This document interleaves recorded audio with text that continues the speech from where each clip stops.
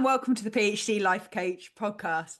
And I'm not going to lie, when I was just this morning thinking, I need to record a podcast today, I hadn't decided what I was going to be talking about. I did have a plan before, but it was an interview with somebody which is coming up, hopefully, but they had to reschedule the interview, so we haven't got it recorded yet. It's going to be really, really good. So any of you who have children, particularly, might be interested in that one when it comes, but it's not going to be ready for this session. So I was like, right, I need a topic. What am I going to do? Not sure. But thankfully, my gorgeous members came to the rescue. I had a coaching session this morning with my members, and one of them, we had such a good chat that I said to her during the session, I was like, ooh, I think you've just fixed my problem for what to talk about in the podcast. And that is, how do I know if my work is good enough? And I am sure that you have clicked on this either because you listen every week, in which case I love you and thank you, and stick a review on Apple and all those places, or because you have asked yourself this before: how do I know if my work is good enough? And what I've often seen, not just from this client today, but from other people I've worked with in the past, is quite how challenging a question that can be, and how problematic it can be when we think we don't know the answer to it. So what I'm going to think about today is why it's hard to know whether our work is good enough, what problems it creates when we don't know if it's good enough, and importantly, what I think you should do instead. So let's go. So I always like to start with compassion. You guys know that by now. And this is no different. It is totally understandable that you have no idea what counts as good enough. It's totally understandable that it feels as though there's kind of hidden expectations, vague standards, hard to pin down qualities, all these things. There is. This isn't you being stupid. This isn't you not understanding academia, although it does build a little as you kind of get more familiar. But even for people who are super familiar in academia, it's really, really hard to pin down. I've had articles published that I didn't think were going to get accepted. I've had articles rejected that I thought were much better than those other articles. It's really hard. And I've had the same with grants as well, by the way. It's really hard to know whether what you're doing is good enough or not. And it's very, very normal not to have a clear conception of that in your head. There are things that can help. We can get better at judging as we gain more experience, as we gain more familiarity with the field, as we get more confident in being able to declare something as good enough. But it is a vague and fluffy concept that is quite hard to pin down. Now, that said, just because it's understandable that you feel this way, it doesn't mean that you don't get negative consequences of thinking of this. And again, I see this all the time with my clients and members, is that when we're not sure whether something's good enough, we get overwhelmed at how much there is still left to do. We have a tendency often to carry on working on a piece of work way longer than it perhaps needs, or more slowly, or focusing on the wrong things. We often have a tendency to include too much. So any of you who have ever worried about whether a presentation, for example, is good enough or not, there's a tendency to put more and more in a way that doesn't necessarily make it a better presentation. And finally, it also makes it less likely that you will submit it either for comments or for publications or conferences or whatever. So we often end up missing opportunities, either missing opportunities for feedback or missing opportunities to present our thoughts and ideas. So whilst it's really understandable that you find it very hard to judge whether your work is good enough or not being able to, or believing that you can't and believing that you should be able to, can be really, really debilitating. Okay. Notice, I didn't say you need to know whether it's good enough or not. It's believing that you can't tell and believing that you have to be able to tell that is debilitating. Okay. Slightly different. I want you to notice the nuance there. So what do we do when we're in this position? We go, I just don't know if it's good enough.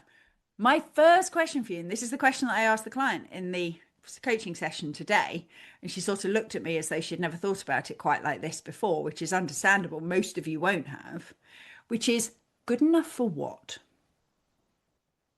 Because when you start digging into that, then you realize that either people don't really have an answer, it's just this vague notion of good enough. And in fact, when pushed, most people's definition of good enough is I couldn't make it any better. That's the most common definition of good enough that I've seen. I think that's a deeply problematic definition. I haven't got a publication that I couldn't make somewhat better, I don't think. Would they be meaningfully better? Probably not. Could I make them better? Yeah, defo. Can I make parts of it clearer, explain my point more thoroughly, do some more extensive analyses? Of course I could, 100%. So could any other paper out there. So if our only definition of good enough is as good as I could possibly get it, I'm afraid I've got bad news for you. Your thesis is not going to be as good as it could be if you spent 2 more years on it. Your next grant application is not going to be as good as it could be if you were working on it full time with no other academic responsibilities. That review you're writing is not going to be as good as it could be if you spend another 5 years working on it and you didn't have to collect any other data. It's not going to be. And that's totally appropriate because we can't do everything we do to the best of our abilities because our abilities are spread between different things. So if your only definition of is it good enough is it as good as I can possibly make it, we're boxing ourselves into a no-win situation. So what I want you to think through, and I'm going to give you some examples of what I mean when I say good enough for what.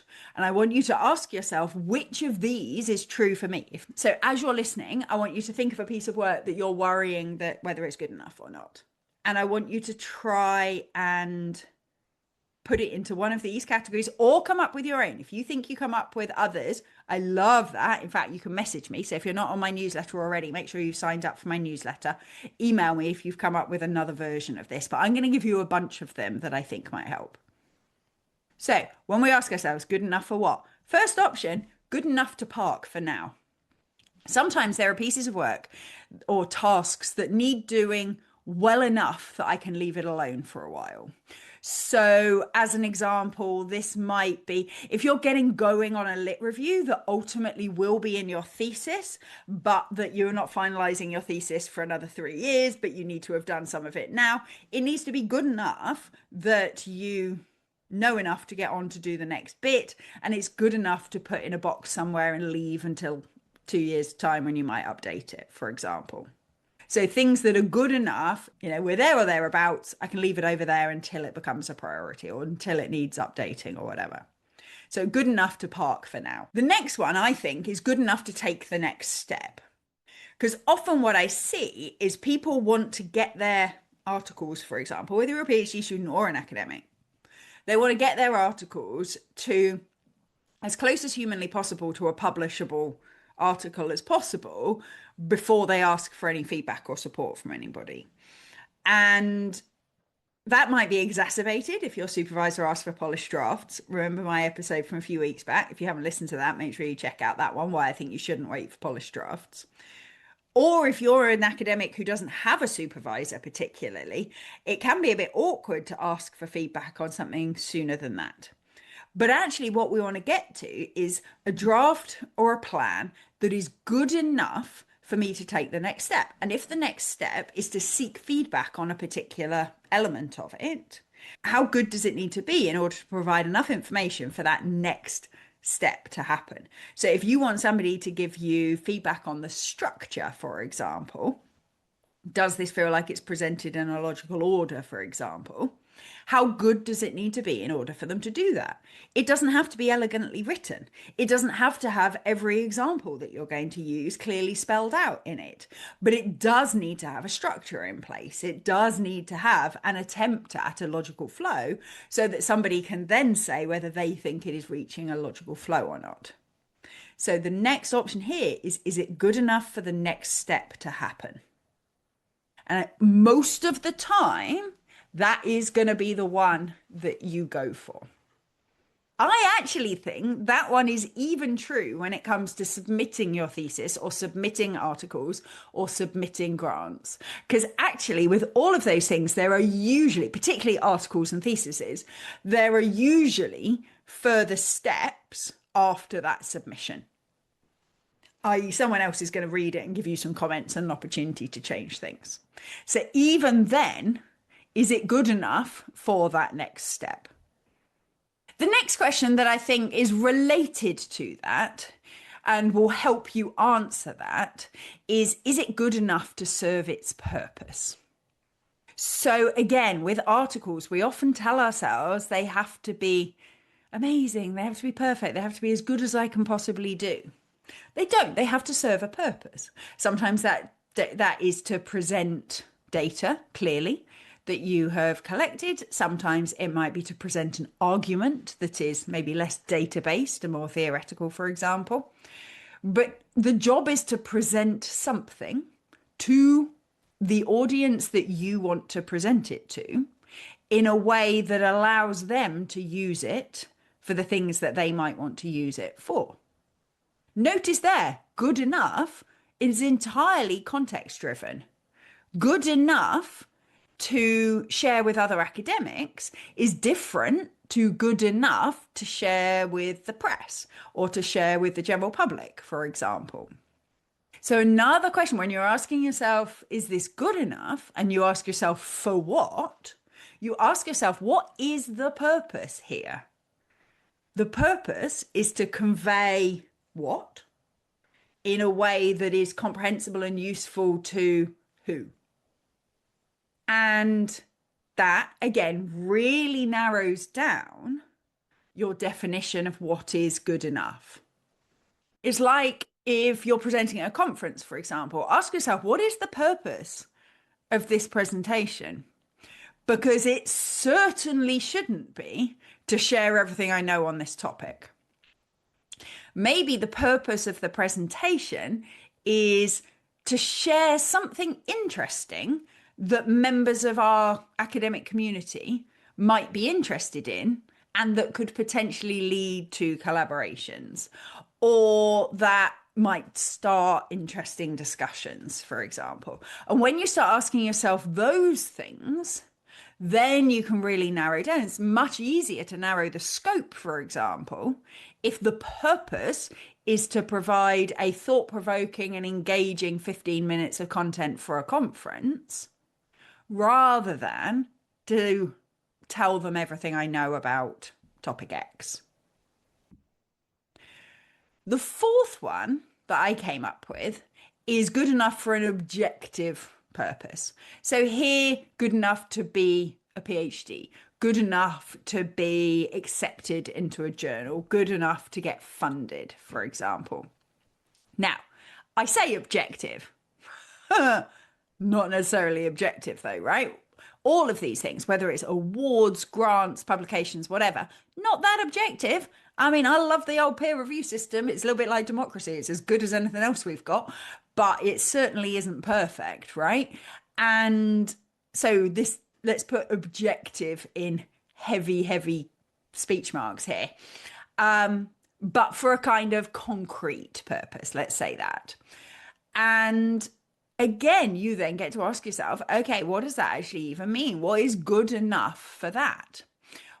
For a PhD thesis, genuinely, the actual criteria change in different places because it depends sort of what the structure of the rest of your program is, for example. So there is usually less quantity of research in a North American thesis, for example, because there's been so much taught work, your comprehensive exams and all your modules and all those things, that the final thesis ends up being somewhat shorter usually, or covering a shorter body of work than somebody who's doing a full-time research-based PhD with no taught component, for example, who ends up doing multiple studies and putting them together like that. And then again, that will differ from somebody doing a professional doctorate, it will differ from somebody doing a doctorate by publication, etc., etc., etc. So even this, there isn't a kind of hardcore criteria. And I see variations that even within disciplines, even within your university, within your discipline, even there, it's not very easy to say this is the one that's good enough, that one isn't. What I think is quite useful is to remember that, especially with PhD submissions, it's a high jump, not a long jump. Now, I'll tell you what I mean by that. You all know I love my analogies.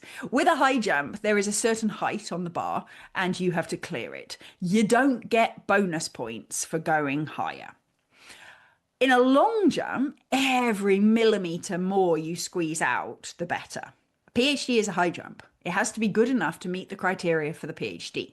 You don't get extra points for clearing that wildly higher. Now, does it give you advantages in future careers? Probably, yes, obviously. Not necessarily, but potentially. But in terms of actually getting your PhD, it's a high jump. And usually the criteria will be something around sufficient original work that provides a contribution to the literature and was conducted by you, and therefore understood and presented by you. Okay, it will be something around that. And reminding yourself, does it mean it has to be your absolutely best version of everything? No, it does not. Does it mean that it has to include everything you ever read, every thought you ever had, everything you intended to do at the beginning? No, no thesis ever has. It has to hit those. It has to be sufficient original work that makes contribution to the literature and which you conducted and understand yourself. Okay, so you get to remind yourself, we've got to hit those criteria. And remember, it has to hit those criteria after your Viva, after you've done any changes, not immediately. Now, those are the four main kind of standards that I think are there. It's good enough to park, to leave alone for now. It's good enough to take me to the next step. It's good enough to serve its purpose, to do the job I want it to do. And it's good enough to hit a sort of concrete target, like getting accepted or something like that.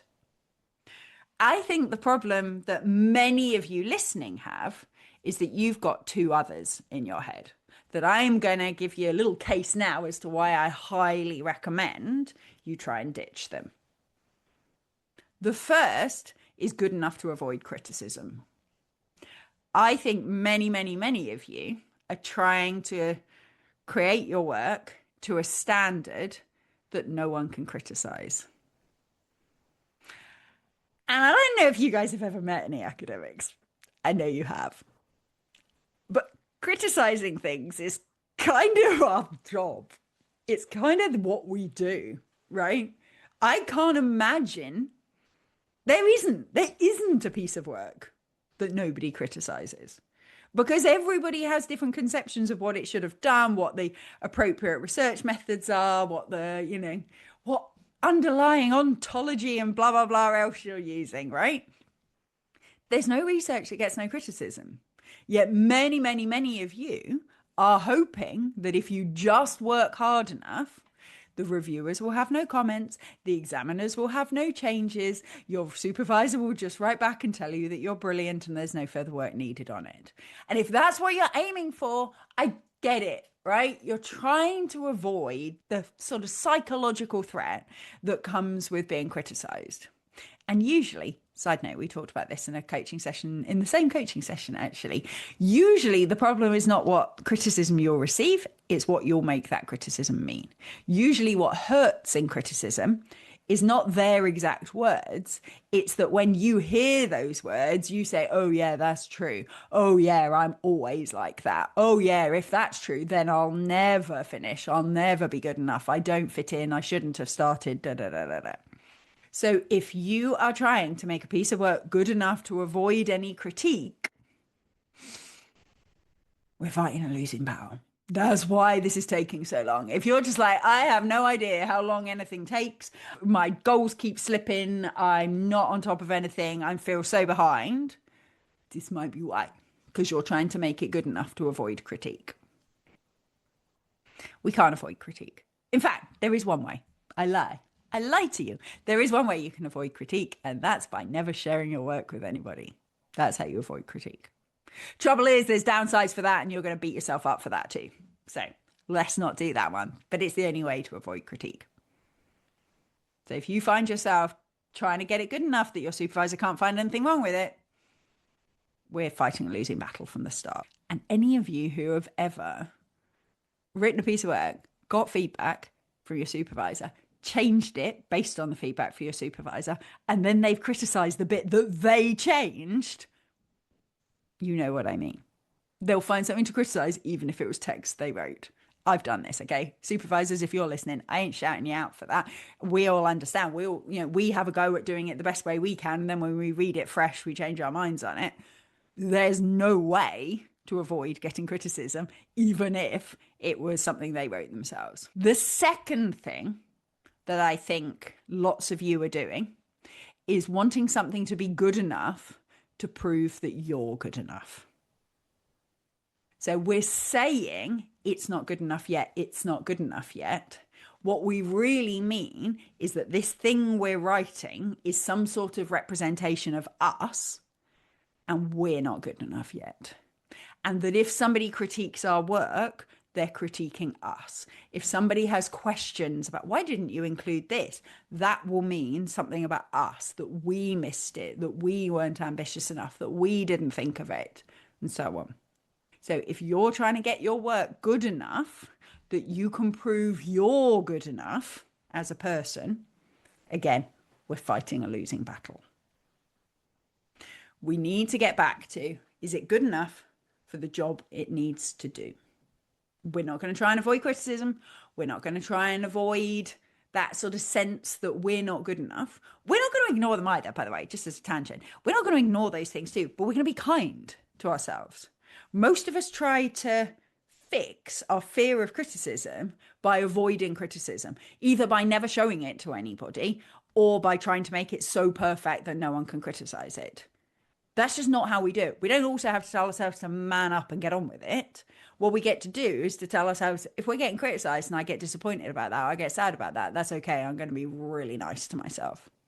I'm not going to make it mean loads of things about me. I'm going to be sympathetic. I'm going to, allow myself time to feel those feelings. I'm going to put myself in a warm and cozy, supported environment where somebody will give me a hug. I'm going to do whatever helps me feel good in that moment. I'm just not going to avoid it by trying to be perfect or not showing it to anyone. So you might even be saying, even within those contexts, how do I know if it does the job well enough? How do I know if it is going to get published or not? The answer here is we don't. Afraid we don't know. But what we get to do is to ask ourselves, well, what would that look like? How could I get really, really, really specific and really, really, really objective and say, okay, if I was trying to serve this purpose, what bits might it need? And try and evaluate against those as best we can. So instead of having this generic, I'm just not sure it's good enough, we're saying, I am trying to put across the argument that X, I have presented this piece of evidence, that piece of evidence, that piece of evidence. I've linked them together like this. I think that through line makes sense. So I think it's good enough to convey my argument, for example. Okay. Again, sidebar, loving my tangents today. Sidebar for you. That's also a great way to ask for feedback. So rather than going, is it good enough? Going, I'm trying to do this. This is where I think it's at. I think it does these bits, but I'm concerned it doesn't do that. Brilliant way to ask for feedback. Really shows that you've been thinking about it, makes it so much easier for the feedbacker person to decide what to focus on and how to share with you. The final thing, nearly final, you can never quite tell if it's final with my podcast, can you? We'll probably keep going after this. Who knows? Anyway, the sort of final thing is remembering that any of these things were arranged. Like I said, all these things are high jumps. Are we actually, how much you clear it by is a bit of a range. And that can then be decided where you want to be in that range is a decision rather than I just don't know if it's good enough. So sometimes we want to just clear the bar, to be fair. Sometimes if it's something that's not super, super central to everything we're doing. It just kind of needs to be finished now. Maybe these are things you've offered to do for other people and subsequently regretted. Maybe it's something that's not kind of central to your research question. We get to go, you know what? My good enough's kind of down here. It's fine. It does its job. It will get published somewhere. Happy days. Other things might be more central. And whilst we don't want to get to the, it's got to be the perfect thing that if I spent the next 10 years full time on it, it would be there. Might go a little bit higher in that good enough thing. But all of these are not objectively designed and are decisions for you to make. In fact, one of the things that the person I coached on this morning said was, I know this isn't a don't know question, Vicky. Some of you will have heard me talk about this before. But often we tell ourselves, I don't know if it's good enough or not. When the real question is, I haven't decided if it's good enough yet or not. There isn't an objective out there as to how good it has to be. There's a range around which it will still do the job, and we get to decide where we sit within that. The final thing is like, okay, this can make me sound really old. When I was at university, we sent letters to each other because email was kind of a thing, but only just. And we sent letters, and mine would often end, lots of love, Vicky. P.S. blah blah blah blah. P.P.S. blah blah blah blah. P.P.P.S. blah blah blah blah. And that's how my conversations go too. So, P.S. on the end of this, your research should open more questions. So for some of you, you'll be like, I want this to be good enough that no one ever criticizes it, that there's no further work to be done because I've answered all the questions. I was going to say that research doesn't exist. That research only exists if you're asking a very boring question that doesn't go anywhere. We don't want that research. This is not a good outcome. To publish a piece of work that is the last word on a topic is not a good outcome. Think of any seminal paper in your field. In fact, it's called seminal for a reason, people, okay? Look it up. Any seminal paper in your area that might have been the last word in terms of being like the review article that everybody quotes or whatever, but it's a starting point for everybody else's research. Even those big dog papers are absolutely starting points, not end points. When you get these big, amazing, interesting pieces of research that open up more questions, even if they've just answered a massive problem in a field, what that does is open a whole new area of research and a whole new field. Your research should leave you with more questions. Whether you are writing your thesis, articles, your grants, whether you're writing your professorial applications, it all should be leading to the question of what's next. What have I not yet done that would be super interesting to do?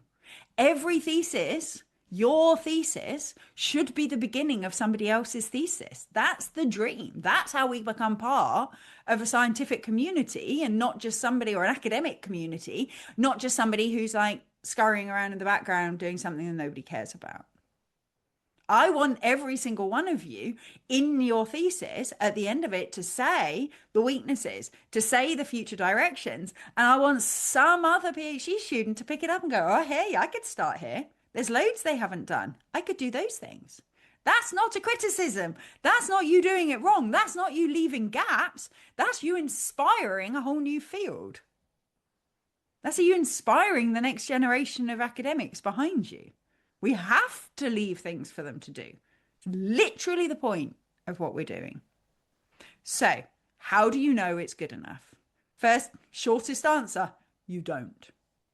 But you decide, what's the purpose of the thing I'm doing? Is it good enough to achieve that purpose as far as I can tell at the moment? The only way we really find out with those more objective things is by testing it. Does it pass? Does it get accepted? Whatever.